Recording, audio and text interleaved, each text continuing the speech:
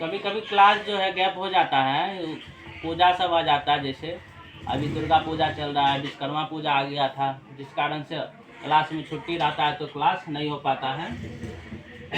चलो व्याकरण में देखेंगे, और सब क्लास चल चुका है। अभी हम है क्रिया विशेषण। क्रिया विशेषण का परिभाषा पढ़ेंगे और इसके कितने भाग हैं ये देखेंगे। क्रिया विशेषण क्या है? जो अवयव शब्द क्रिया की विशेषता बताता है उसे क्रिया विशेषण कहते हैं। क्रिया विशेषण के 5 भेद होते हैं। कितने भेद होते हैं?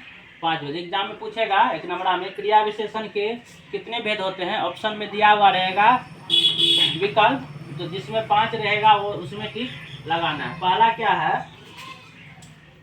कालवाचक। दूसरा क्या है? स्थानवाचक। तीसरा क्या है? ऋतुवाचक। चौथा परिणामवाचक। पांचवा प्रश्नवाचक। ठीक है, तो कालवाचक का क्या है? परिभाषा है, जिस शब्द से क्रिया के काल का बोध हो उसे कालवाचक क्रिया विशेषण कहा जाता है, जैसे आज, कल, अब आदि। दूसरा है स्थानवाचक, जिस शब्द से क्रिया के स्थान का बोध हो उसे स्थानवाचक क्रिया विशेषण कहा जाता है, जैसे यहाँ, वहाँ, जहाँ आदि। उसके बाद रीतिवाचक, जिस शब्द से क्रिया की रीति या भाव का बोध हो उसे रीतिवाचक क्रिया विशेषण कहा जाता है, जैसे अचानक, अवश्य आदि। परिणामवाचक, परिणामवाचक, जिस शब्द से क्रिया का परिणाम जान पड़े उसे परिणामवाचक क्रिया विशेषण कहा जाता है, जैसे बहुत, कम, अधिक आदि। बाद है प्रश्नवाचक, जिस क्रिया विशेषण से प्रश्न का बोध हो उसे प्रश्नवाचक क्रिया विशेषण कहा जाता है, जैसे कौन, क्या, क्यों आदि। ठीक है, आएगा तो क्या कौन सा क्रिया विशेषण है? एग्जाम में एक नंबर में आएगा, क्या कौन सा क्रिया विशेषण है? विकल्प रहेगा, पहला मान लो प्रश्नवाचक, प्रश्नवाचक। दूसरा कुछ रहेगा, तीसरा कुछ रहेगा, चौथा कुछ रहेगा।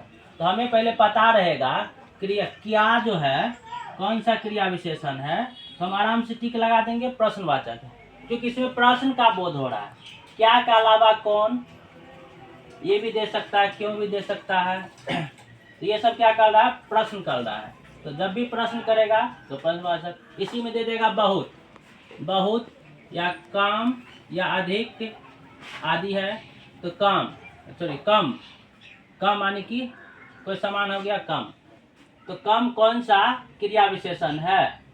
कम, कम शब्द, सॉरी देखो बहुत दे देते, कम बोलने में ठीक नहीं हो रहा। बहुत शब्द कौन सा क्रिया, क्रिया विशेषण है? यहाँ पर भी आकर छूट गया ना, विशेषण है। एक नंबर में दे देगा या प्रश्नवाचक, 2 नंबर में दे देगा परिणामवाचक।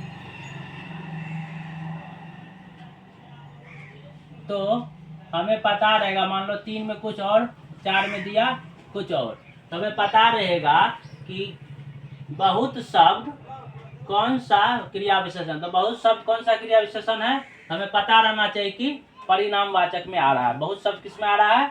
परिणामवाचक में आ रहा है। तो टिक किस में लगाएंगे हम लोग? परिणामवाचक में। परिभाषा एग्जाम में नहीं आएगा, व्याकरण से क्वेश्चन आएगा, लेकिन एग्जाम में आएगा एक नंबर में बना बना के पूछेगा, लॉन्ग परिभाषा नहीं पूछता है। ठीक।